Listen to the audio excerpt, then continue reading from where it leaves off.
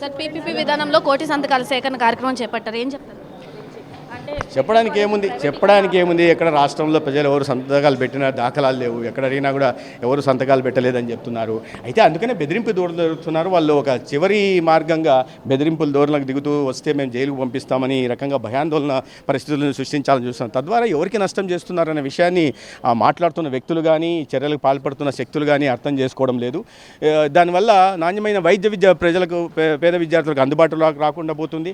అదేవిధంగా నాణ్యమైన వైద్య సేవలు కూడా పేదలకు అందుబాటులోకి రాకుండా పోతాయి. దీన్ని అడ్డుకోవాలనే ఒక కుట్ర కారణంగా 5 సంవత్సరాల పాటు అధికారంలో ఉన్నప్పుడు ఇదే రకంగా విధ్వంసపూరిత పాలన, కక్షపూరిత పాలన కారణంగా ప్రజలకి, పేదలకి, విద్యార్థులకి అన్ని వర్గాలకి నష్టం చేశారు. అదే ధోరణి కొనసాగిస్తూ ఇవాళ ఈ రకమైన ఆలోచన చేయడం అనేది, బెదిరించడం అనేది తప్పు. దీన్ని సభ్య సమాజం ఒప్పుకోదు. ప్రజలు గమనిస్తున్నారు. 18 నెలలు కూడా ఏం చేయలేదు కూటమి ప్రభుత్వం అని చెప్పి నెక్స్ట్ మేమే వస్తున్నాము, తొక్కేస్తాం, అనగదొక్కుతాం అని చెప్తున్నారు. అందరినీ తొక్కేస్తాం, చంపేస్తాం, నరికేస్తాం, ఇదే కదా భాష.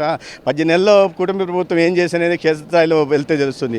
ప్రజలను అడిగితే తెలుస్తుంది. మీరు ఎన్ని పథకాలు, ఎన్ని అభివృద్ధి కార్యక్రమాలు ఎలా వస్తున్నాయి, 18 నెలల్లోనే జరుగుతున్నాయంటే ఈ 3.5 సంవత్సరాల్లో ఎటువంటి మార్పు రాబోతుందనే విషయము కూడా మనం గమనించాల్సి ఉంది. కేంద్రం నుంచి సంపూర్ణ సహకారం అందుతుంది. ఇవాళ ప్రజల గురించి, రాష్ట్ర భవిష్యత్తు గురించి ఆలోచించే నాయకత్వం ఉంది. అందుకనే అభివృద్ధి, సంక్షేమం సమాంతరంగా ముందుకు వెళ్తా ఉన్నాయి.